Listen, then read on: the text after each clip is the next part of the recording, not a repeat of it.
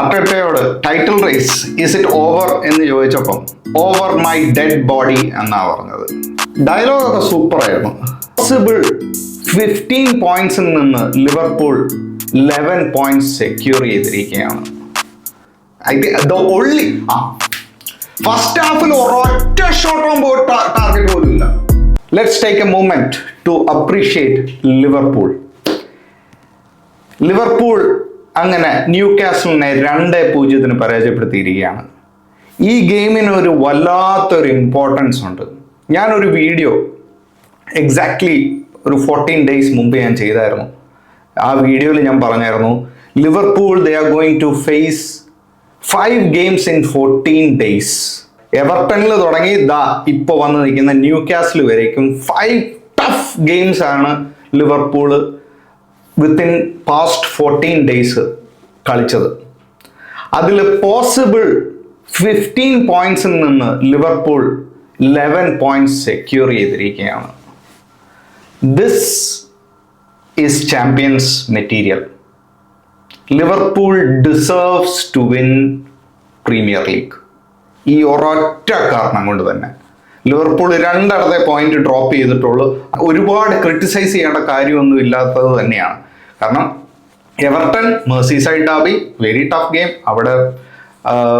അവിടെ വെച്ച് point drop ചെയ്യുന്നു. അതുപോലെ തന്നെ ആസ്റ്റൺ വില്ല അവിടെ വെച്ച് പോയിന്റ് ഡ്രോപ്പ് ചെയ്യുന്നു, അതും എവേ.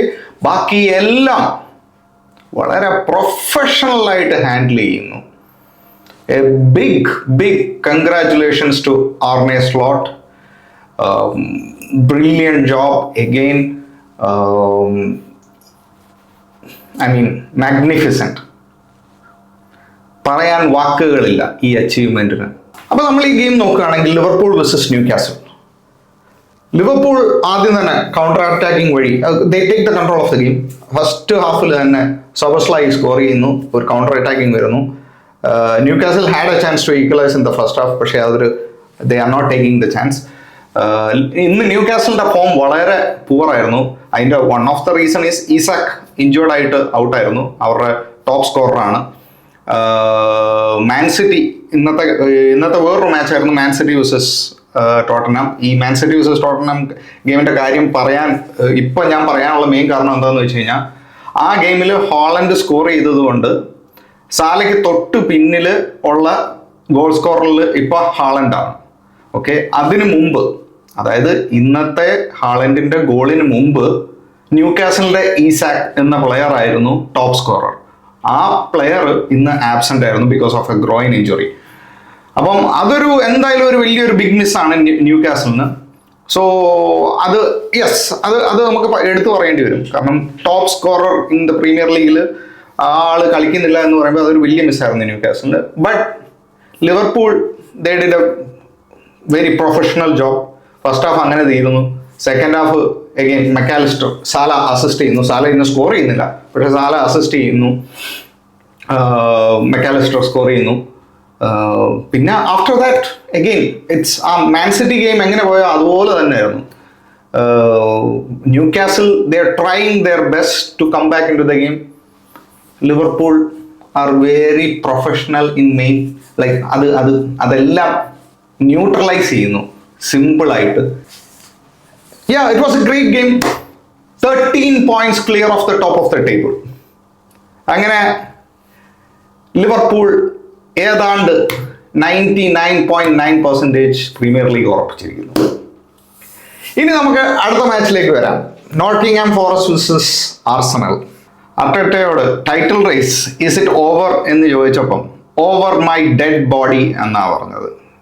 എൻ്റെ ശവത്തിന് മീതെ എന്നാണ് പറഞ്ഞത്. ഡയലോഗൊക്കെ സൂപ്പറായിരുന്നു, പക്ഷേ ഒരു മാറ്റവും ഇല്ലായിരുന്നു ആർസണലിൻ്റെ പെർഫോമൻസ്. അർട്ടേറ്റയുടെ സെറ്റ് പീസ് സ്ട്രാറ്റജി ഒന്നും വർക്കാവുന്നില്ല. അർട്ടേറ്റയുടെ പെനിട്രേറ്റിംഗ് പാസ് ഒന്നും വർക്കാവുന്നില്ല.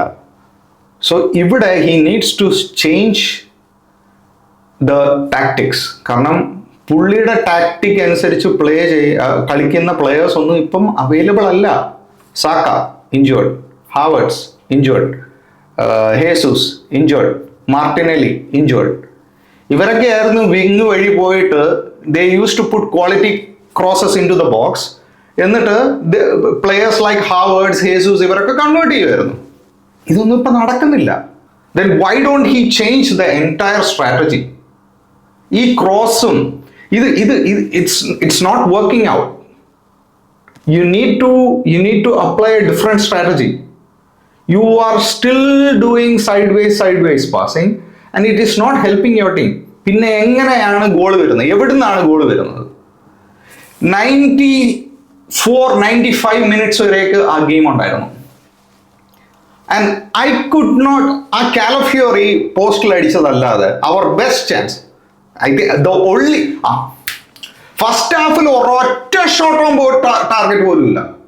This is the first time in this season Arsenal first ഹാഫിൽ ഒരൊറ്റ ഷോട്ട് ഓൺ ടാർഗറ്റ് പോലും അടിക്കാത്തത്. ആൻഡ് ഷോട്ട് ഓൺ ടാർഗറ്റ് വന്നത് ആരുടെ അടുക്കുന്ന അതും ഷോട്ട് ഓൺ ടാർഗറ്റ് അല്ല, അത് ബാറിൽ തെറ്റിയാണ് പോകുന്നത്. അത് ആരുടെ അടുക്കുന്ന? കാലഫിയോറി. സോ ഇവിടെയാണ് ഈ പ്രശ്നം. Seriously Arteta needs to change his tactics. Basically, Liverpool within 10 games 13+ games lose ആവണം. അതുകൂടാതെ ആർസണൽ ഇനിയത്തെ 11 ഗെയിംസ്, ആർസണൽ 27 ഗെയിംസേ കളിച്ചിട്ടുള്ളൂ, അപ്പൊ ഇനിയും 11 ഗെയിം കളിക്കണം. ആർസണൽ ഇനിയത്തെ 11 ഗെയിമിൽ ഒരൊറ്റ കളി പോലും തോക്കാൻ പാടില്ല. ഇതാണ് സിനാരിയോ.